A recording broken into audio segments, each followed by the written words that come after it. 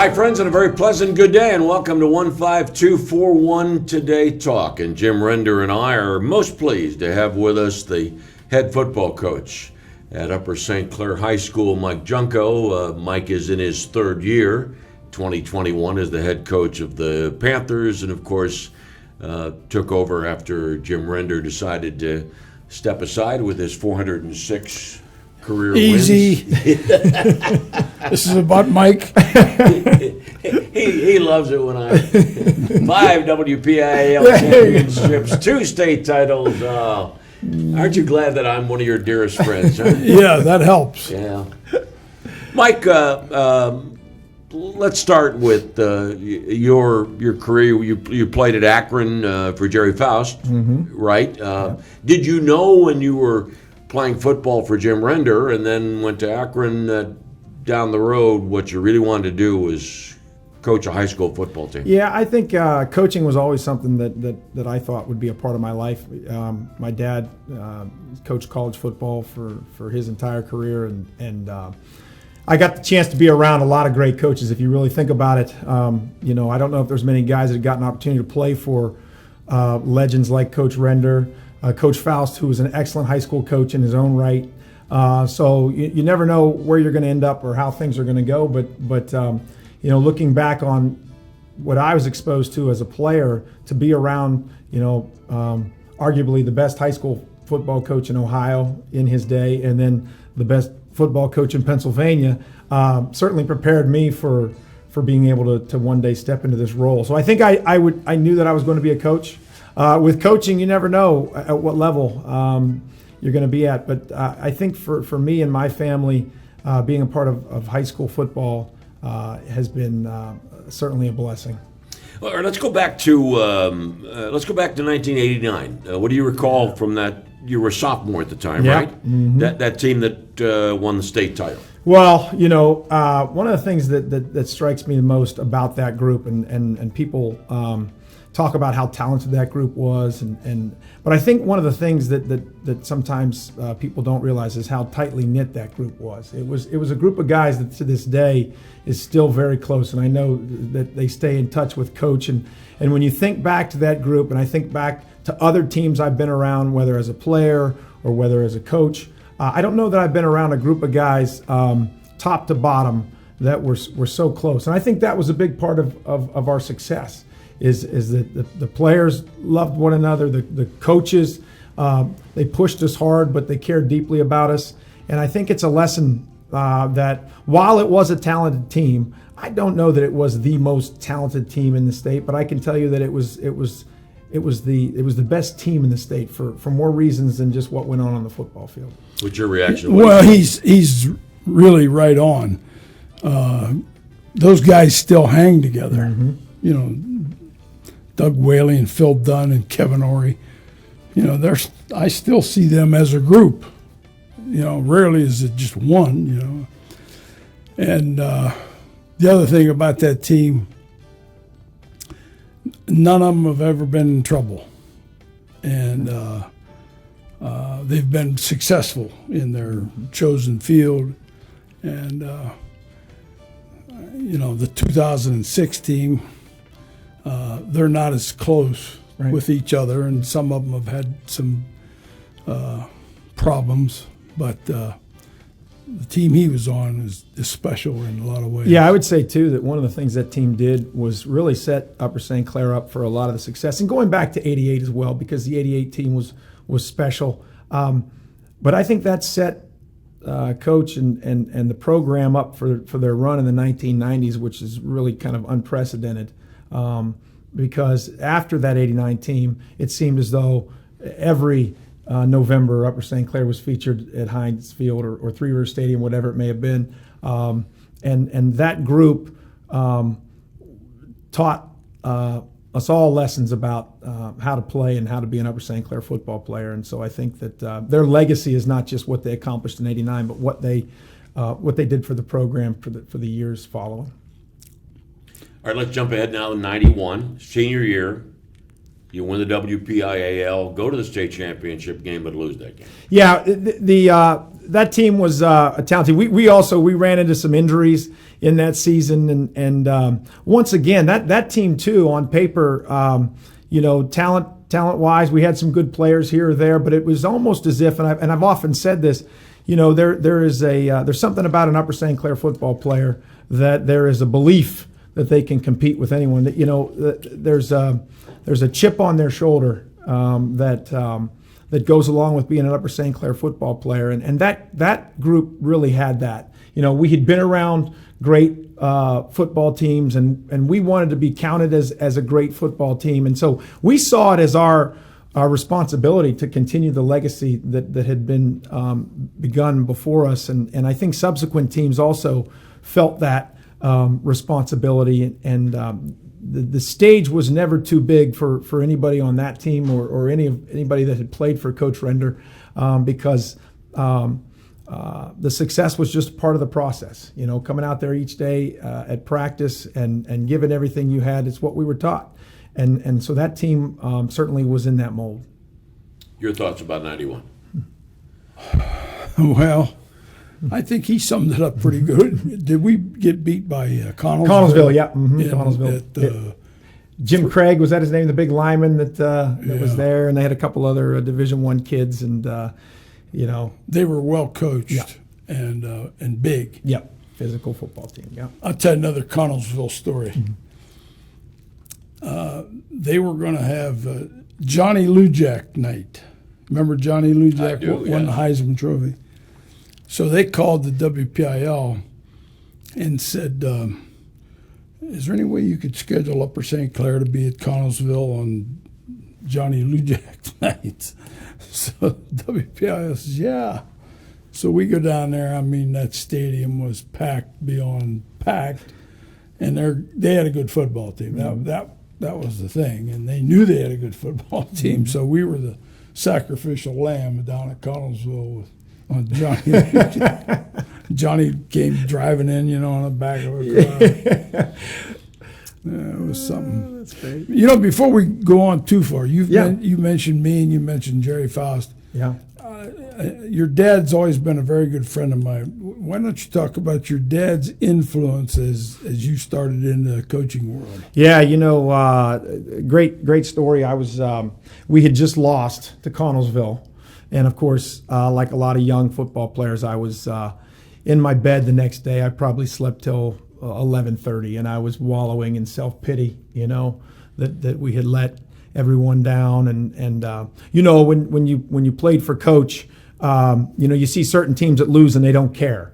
But an Upper St. Clair football player, losing doesn't happen often, and when it does, it affects you. It impacts you because you do care so much, and you're taught to care so much. And so I was just wallowing in my sorrows, and I'll never forget my dad, who coached. He was coaching college football at the time. I believe at Northwestern.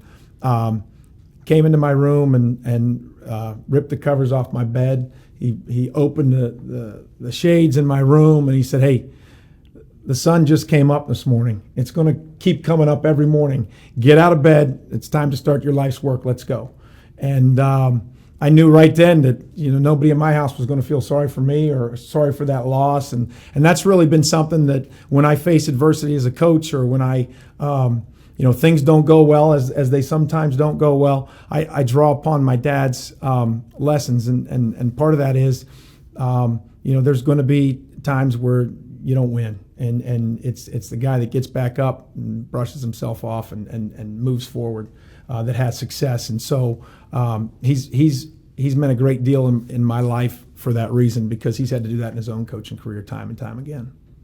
Well, early in your coaching career, or in anticipation for you taking over the Upper St. Clair program, were there one or two pieces of advice that he gave you that stand out? Well, I think the biggest thing was that there are coaches that coach that like Friday nights, and they like being under the lights, and they like to wear the gear and go out there and represent the school.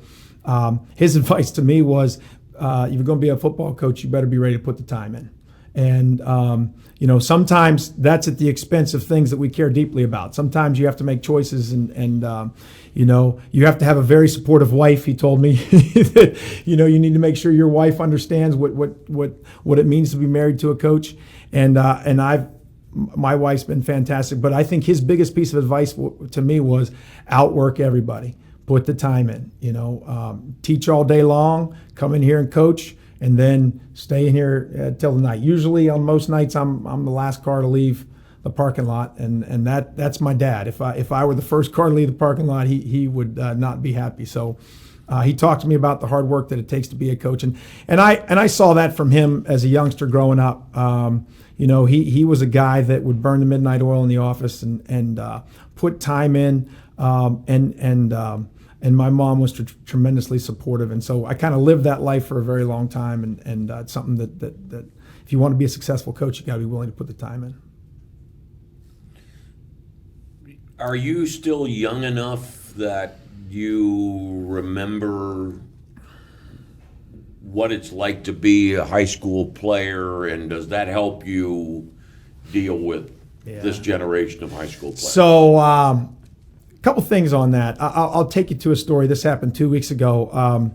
We played Greensburg Central Catholic down here on the field, and we were coming out at halftime, and our entire student section had stayed. We had the game in hand, but the entire student section had stayed, and it struck me when I saw that. That's great. We're having a good night. We're putting up a lot of points, and yet, our students didn't go home. They're going to stay with us for the second half. And as we came out for halftime, they let out, just a huge cheer for our kids.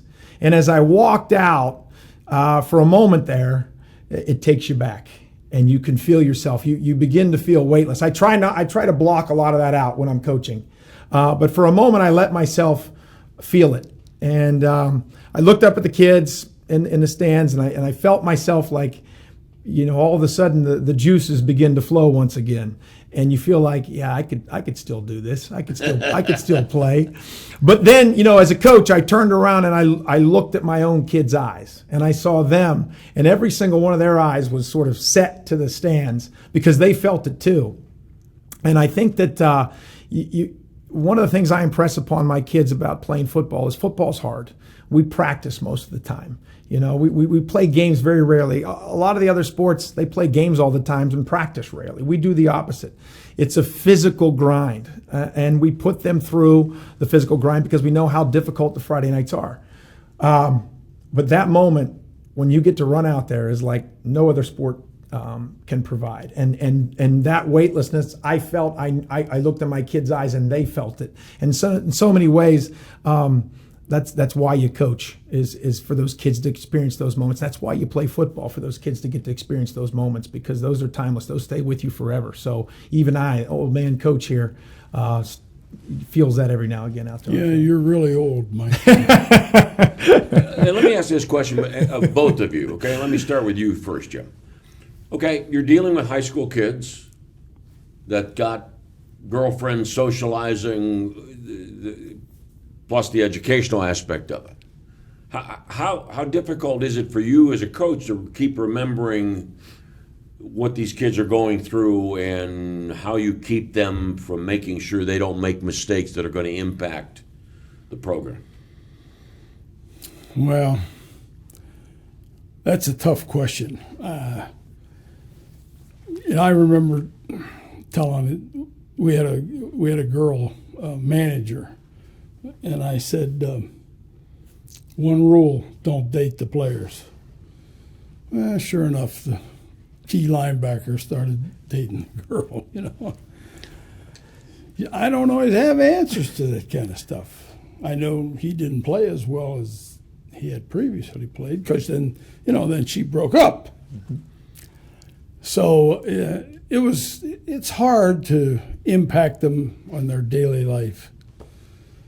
You like to think maybe you can, but there's a high school player is influenced by a lot of people that get to spend more time with him than I do, and so it's tough. You try. All you can do is keep trying. And I think one of the lessons that Coach taught us, taught me, taught all the players that came through this program was you live your life by one rule, and that's do right. And we have tried to impart that message upon our players today. It's one of the legacies, among many legacies that we try to continue that Coach brought to Upper St. Clair. And, I often tell them when faced with a difficult decision where you're in a position where you have to do right, use me and say, well, Coach would not be okay if I made that decision. So I'm going to go ahead and make the right decision here for myself and for my football career. And so that's difficult, and that takes a lot of courage because there's tremendous pressure on these kids from, like Coach said, from all angles to make bad decisions from time to time. And so as football coaches, that's about all we can do is to continue to deliver the message and hope that we create a culture like Coach did, and I'm trying to establish that the players feel safe enough that they can make those tough decisions, and those around them will understand that choice is made because their future is bright, and they've put a lot of time and effort into their football endeavor, and they don't want to jeopardize it. From your time at Upper St. Clair as a football player, do you have a favorite game, a favorite play, something that you did that it's funny, was really spectacular? I'd love to tell you that. My favorite game was a game that I was actually lousy in some ways. I was, of course, a quarterback. And my senior year, we played Mount Lebanon down here. And Mount Lebanon came into that game ranked number 4 by the USA Today. And it was, to us, we had finished the year in '89, number 4 in the USA Today, and to see Mount Lebanon ranked that highly, we as seniors felt that it was our job to make sure that they no longer were on the USA Today top 25 list. So this might have been what, your junior year? This is my senior year. Yeah, they were a very good team, and so we played them out here, and we actually won that night 14-0. And I can tell you, I stunk. I was terrible. We offensively overall, we were just okay. We ran the ball fairly well, but what I did well, if you can believe it, is I punted the ball really well that night. I'll never forget, and Coach probably doesn't remember, but in the post-game press conference, Coach was asked, well, what do you think? And the first thing that he said is, we used the punt as a weapon tonight. So I'll never forget that. That sticks out to me. It meant a great deal to me. Then you didn't stink. That's right. You didn't stink. That's what I said. I said I had a good night as a punter, not so much as a quarterback. And some nights, that's what the team needed. We were playing very good defense, and we pinned them back a whole lot. And we played well enough on offense to score 14 points. Who was your running back?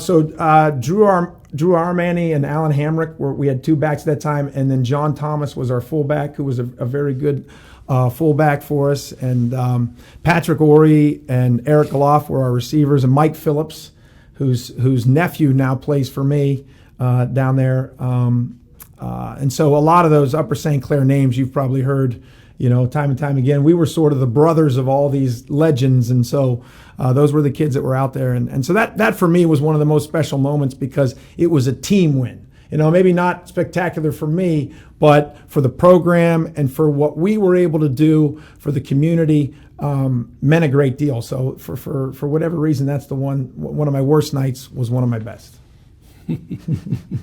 You were an assistant under Jim before you took over as head coach. What are the challenges of taking over a new program and deciding what are we going to keep from before and what changes do I want to make because it's my program now? Yeah, certainly. I think that one of the things that has been the most difficult transition for me is that as a head coach, you are making decisions every day, and they come at you fast. And there's usually a problem walking through the door that you have to deal with. And as an assistant coach, you don't see that as much. You have problems, but not to the severity or the quantity that you do as a head coach. That was the biggest adjustment for me. In terms of our culture, a lot of what coaches established, of course, we wanted to build on because, it's been a history and a legacy of success. And so we would be foolish to turn our backs on that legacy. Certainly, schematically, there'd be little things that we have done, and we had some new coaches that came in that had ideas, about scheme and things like that. But in terms of the expectation of an Upper St. Clair football player and the culture that we try to establish, a lot of what Coach brought to us, we've tried to adopt and maintain and keep. And we oftentimes refer back to those that have come before us, and we've told the kids, it's your turn to earn it. Everything that we have here related to our football program is because of those guys that have gone through Coach's program, and now it's our job to maintain and pass it on. And so we sort of see ourselves as a steward of one of the best football programs in Western Pennsylvania, the state of Pennsylvania, and it's our job to continue the tradition of excellence that's been left before us. I'm curious about several things. I was known for having long coaches meetings, maybe too long in some cases, and of course I know you guys you utilize the electronic age with the watching computers and iPads on so forth. My question is, do you still have coaches meetings? Yeah, we typically practice till about 6 o'clock, and then I would say the coaches meetings break up around 7:30 to 8 o'clock, depending upon the day. And then some of them go into 9 o'clock on some nights if things aren't settled. The computers are great for they take away some of the work we used to have to do breaking things down. I still remember my dad back when he used to bring his old reel-to-reel film home in the living room, and he'd run through, and then he'd be in there splicing up the tape and then shaking things out. I mean, hours and hours and hours. The computers have taken a lot of that off of our plate. But I think in a coach's office, and Coach can attest to this, it's the human element. And I think one of Coach's great gifts in that room was when there was a disagreement, Coach sort of reveled in it, right? Because I think at that point he felt like, okay, now we're finally getting somewhere. You don't agree with him, and I want to hear what each of you have to say about how we should get this done. And at times it got, tenuous, but that was part of his gift, because those moments happen, and if you don't address them and allow them to work themselves out, you may miss an opportunity. And I don't think with Coach and his meetings, that human element was there. And oftentimes telling us, as a matter of fact, close your computers and look at the man across from you. I don't want to see those computers in front of you, because these guys want to bury themselves into the computers. And so I think that's something that I've, quite frankly, I think becoming a head coach maybe didn't value as much. And then as I sat in the chair, started to see, this is why the old man used to do what he did. Now I get it, and this is why it's important. And that has happened to me on more than one occasion, in more than one area. So. Have you had some lively coaching? We've had some lively meetings down there, indeed. I feel so good. There's been some. Folks, let me tell you that I have been kidding Mike now for a couple of years, because I'm blaming him. I assume it's his decision. He created these white-on-white road uniforms. And for a 73-year-old baseball announcer, or former baseball announcer now doing football, it is a challenge to announce games involving white-on-white uniforms. Right. So there were people that blamed me, I know. I told them that's all Jim's fault. They wanted to know if I bought those uniforms before I left. But in concert with that, and in light of the legacy that's been left onto you, at some point, are you going to decide to put decals on the helmet? Well, yeah. So we do. One of the things that we've done, we've done a little bit of that in the past, and one of the things that we try to do is football is a tough sport. I often tell the kids, sports like football and wrestling, they require a great deal of commitment and sacrifice. Not to knock baseball and some of the other sports, but it takes a great deal of commitment. So anything we can do to make the experience a little bit more special, that doesn't cost $1 million, that gives the kids some excitement about the process, we're willing to do. So we will continue to wear the black helmets. Maybe not every game at times, but they will be out there quite a bit. And if you do look at the history of Upper St. Clair, because we look back, Upper St. Clair actually started off with white helmets way back when, and then Coach brought in the black. And I think early in your days there were some decals early on in the very I don't think so. and then the decals went away, and then we went with the black. But it's a we're very proud of our colors. Let and our me tell you a traditions. quick story Yeah. about that black helmet. We had these black helmets, and we were going to play Uniontown, where I had just come from Uniontown, to Upper St. Clair. So Uniontown came in, and I took a couple of the kids that I knew pretty well, and I was giving them a tour of the wrestling room, weight room. We were upstairs, and the one kid said, those black helmets, oh my, he says, you guys look like Darth Vader. That's all you needed to hear. Right in that hallway next to the wrestling room, I made a decision. I will never, ever change those helmets. That's great. All right, time we have left. Tell me about your family. Tell me about Ryan, first of all. He's at Ohio U. Yeah, Ryan played for me here, and Ryan was a kid that I was so proud of as a player. Never maybe a superstar on Friday night, but anything the team needed, he was willing to do. Ryan, ever since I've been a high school coach, was at my side, ball boy, water boy, really ever since he was 5 or 6 years old. And so it was very difficult for me. He's a sophomore at Ohio University, so when he was no longer around me, I just gotten so used to having him around. And Ryan's the type of personality he just lights a room up. He'll always talk to you, shake your hand, want to know how your day's going. He played for me Yeah. my last year, a super kid. Yeah, he's phenomenal. Doing great at Ohio University. He loves it. He couldn't be better. And then my daughter, who's a junior now, on Friday nights, she's a part of the cheerleading squad, and they put her up in the pyramid. She's up there in the sky, and then she's the paw. When the USC flags run out after touchdowns or before the game, she carries the paw flag out onto the field. So my wife, I ask her, hey, what'd you think of the game tonight? And she tells me all about Bryn's cheering, and she wants to know if I turned around to watch her. Hey, did you see her? She was up on the pyramid, and did you see she had the paw? Oh yeah, I saw it all. I saw it all. She did great. She did great. So very proud of her. She's doing so great. So we're blessed to get to live in Upper St. Clair, be a part of this community, to have my children be a part of the traditions that I got to be a part of, and the two of them. They truly love this town and being a part of it.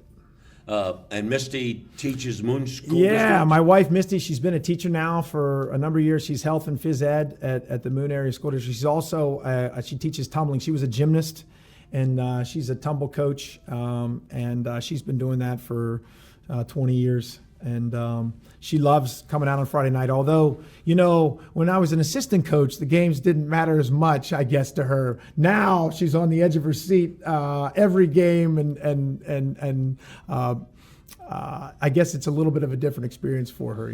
Does she know those Moon players? So yeah, she's taught a number of them.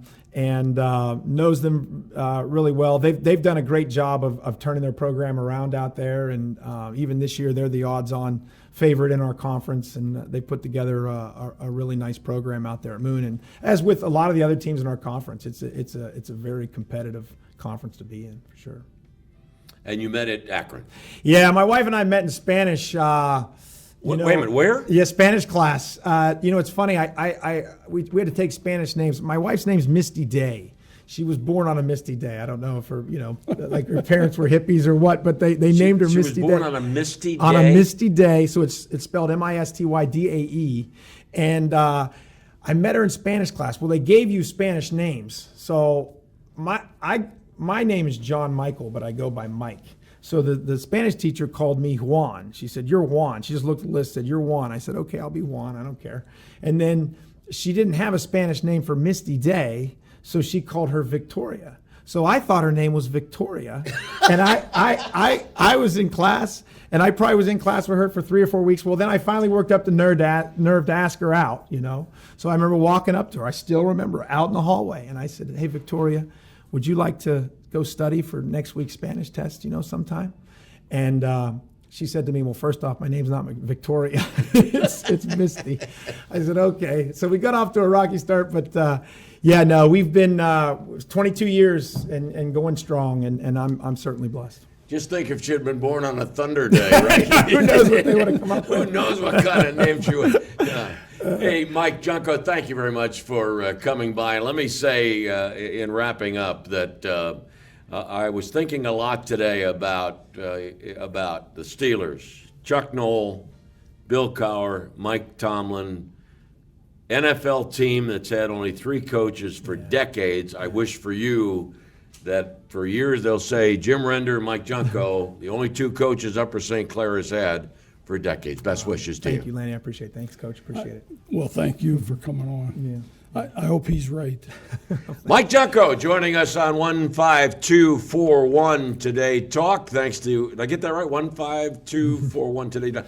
Linda Dudzinski, our coordinating producer. Once again, she did not provide us with donuts. And Glenn Ward, our producer, director, thanks for joining us. She hasn't agreed to be a guest yet either. We got to work on that. We need donuts and we need Linda as a guest. Good night, everybody, or goodbye.